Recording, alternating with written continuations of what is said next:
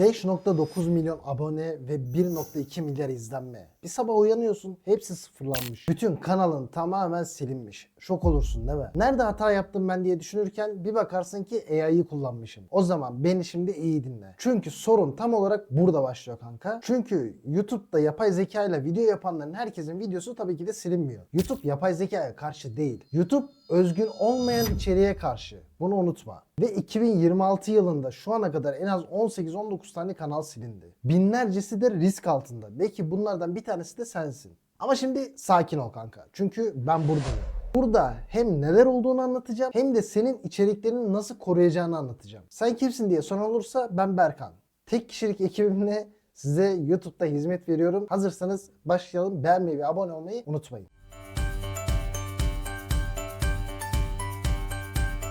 Tarih Ocak 2026 yılı.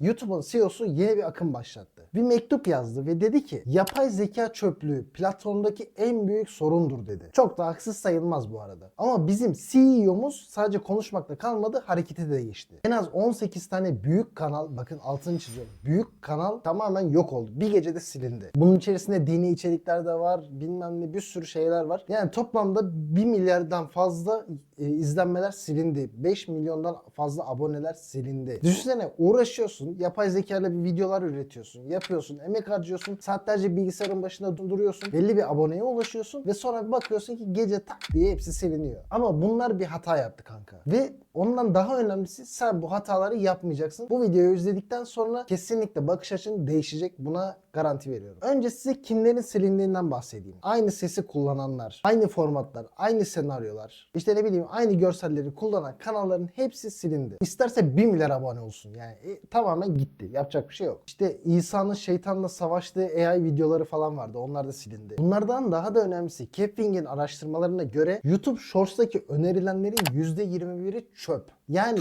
her 5 videodan bir tanesi yapay zeka demek oluyor bu. Ve bunlar sadece yakalanan kısımlar. Bunun gibi binlerce kanal aynı şeyi yapıyor. Sürekli devam ediyorlar. Aslında problem ne biliyor musunuz arkadaşlar? Bakın, YouTube'un da bir sınırı var, bir sabrı var. Bir tane içeriği 5 kişi yapar ama 6. kişi yapamaz. İlk 5 kanal açar kanalını, para kazanmaya başlar. Belki bazen daha da düşük olabilir bu arada. 4 kanal, 5 kanal, 6 kanal yapar ama maksimum 6.'sı, 7.'sinin para kazanması açılmaz. YouTube o önerilenler kısmını bir anda keser atar, anlamazsın bile. Belki de sizin içeriğiniz hani önerilenlerde azsa belki de bundan kaynaklı olabilir. Sebebi de şu, bunlar tekrar eden içeriğe giriyor. Eleven'ın hepsi de giriyor abi. En çok izlenen, işte en çok sesi kullanıyor. Aynı formatı alıyor, gidiyor, videolaştırıyor. Tek değişen şey işte başlığı, kapak fotoğrafı falan. Bunları yapmıyoruz. Şimdi size daha önemli bir noktaya geleceğim. YouTube bildiğiniz gibi aslında yapay zekaya karşı değil. Hatta kendi yapay zeka araçları da var. Hatta ileride yeni gelecek bir özellik var. Kendi klonunuzu oluşturup onunla videolar çekebilecekmişiz. Tabii bunun detaylı bir araştırmasını yapmadım. Sadece haberde gördüm. Ne kadar doğrudur, ne kadar yanlıştır sizi de yanıltmak istemiyorum.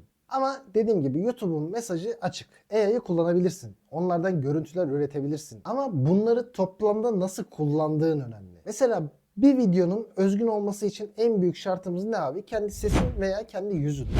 Bunlardan zaten bir tanesini kullanıyorsan %100 özgün bir kanalsın demek oluyor. Yani kanalın asla yapay zeka diye kanalın kapatılmaz. AI'da kullanabilirsin, başkasının görüntülerini de alabilirsin. Tabii telifler falan, onları geçiyorum. Kendi yüzün varsa, bir hikaye anlatıyorsan, bir kurgu yaratıyorsan özgünsün demektir. Ama sizi anlayabiliyorum. Çoğu kişi yüzünü göstermek istemiyor. Çoğu kişi Sesini kullanmak istemiyor. belki öğrencisin, belki devlet memurusun. İşte ne bileyim, belki şuranda Uzi dövmesi var, onu göstermek istemiyorsun falan. Şimdi bunun için şöyle bir şey söyleyeceğim size. Özgünlüğün de belli sınırları var. Daha doğrusu buna özgünlük seviyeleri diyebilirim. Tam olarak özgün ne demek, ondan bahsedeyim. Diyelim ki görüntüyü yapay zekadan aldın veya stok görsellerden aldın. Hikayeyi kendin yazıyorsun. Seslendirmeyi kendin yapıyorsun, kurgunu kendin yapıyorsun. Bu %100 tamamen özgün bir içeriktir. Yüksek riskli, yani %80 civarındaki riskli kanallarda şunlar. Görüntüyü AI'dan aldın, tamam mı? Hikayeyi de AI, ChatGPT yazdı. Ama sen kendi sesin. O zaman sen bu risk grubunda %80 özgünsün gibi bir şey oluyor. Yani tamamen yapay zeka değil. Çünkü senin kendi sesin var. Buna %80'lik bir seviye koydum.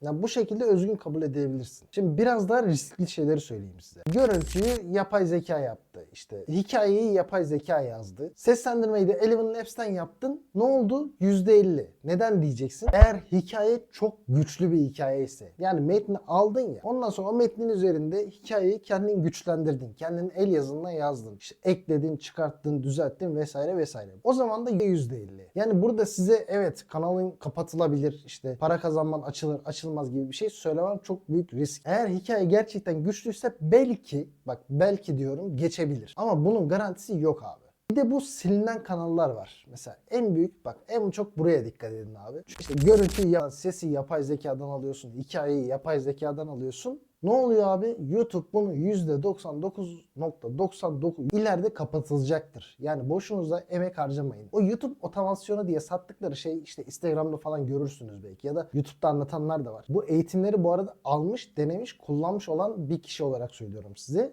Otomasyon lafına inanmayın abi. Çünkü otomasyon demek bir şeyi otomatikleştirmek demek kısaca. Bu sefer ne oluyor abi? Sen alıyorsun, her şeyi aynı formatta, aynı şekilde devam ediyorsun. YouTube buna izin vermez. Kendi sesini, kendi yüzünü kullanıyorsan her şey değişiyor abi. Peki şöyle bir kanalınız var diyelim. Başkalarının videosunu alıyorsunuz, onları paylaşıyorsunuz. Burada ne yapacağız? Bunu çok fazla kişiden duyduğum için bu konuya da bir açıklık getirmek istiyorum. Mesela her gün viral olan konular var değil mi? Videolar var. Bir müzik videosu, işte teknoloji videosu vesaire, her ne olursa olsun. Binlerce kişi aynı gün aynı şeyi paylaşıyor abi. Ve sen de gidip aynı videoyu alıp bunu paylaşırsan para kazanman açılmaz. Tekrar eden içeriye girer. YouTube bunu kabul etmez. Ama mesela aynı videoyu özgünleştirebilirsin. Nasıl yapacağını şimdi size bir örnekle açıklayayım.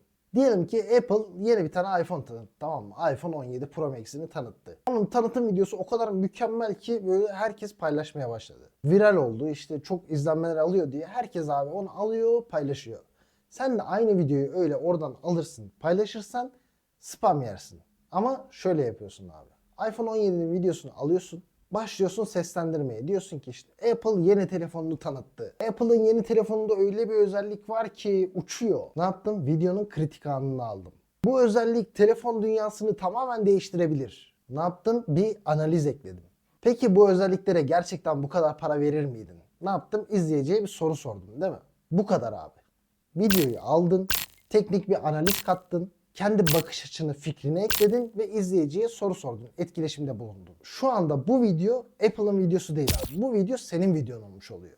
Bu konuyla ilgili izleyicilerden biraz fikir bekle. İşte sen olsan alır mıydın bilmem ne. Soru moru sor ki iyice özgünleştir o konuyu. Mevzu bundan ibaret abi. Dediğim gibi YouTube'un AI temizliği başladı. Şu ana kadar bazı kanal silindi, bazı kanallar daha da silinecek. Ama artık kanka senin korkmana gerek yok çünkü kuralları biliyorsun. Kendi sesini kullan, kendi yüzünü kullan, kurgu yap, hikayeyi güçlü yap, başkasının videosunu kullanacaksan kendi yorumunu kat. Bunların hepsini kullan. Yani AI'yı kullanabilirsin. Bu suç değil. Ama mümkün olduğu kadar onu araç olarak kullan. Hani videonun tamamında onu kullanma. YouTube'un mesajı çok çok net abi. Özgün içerik at, seni destekleriz diyor.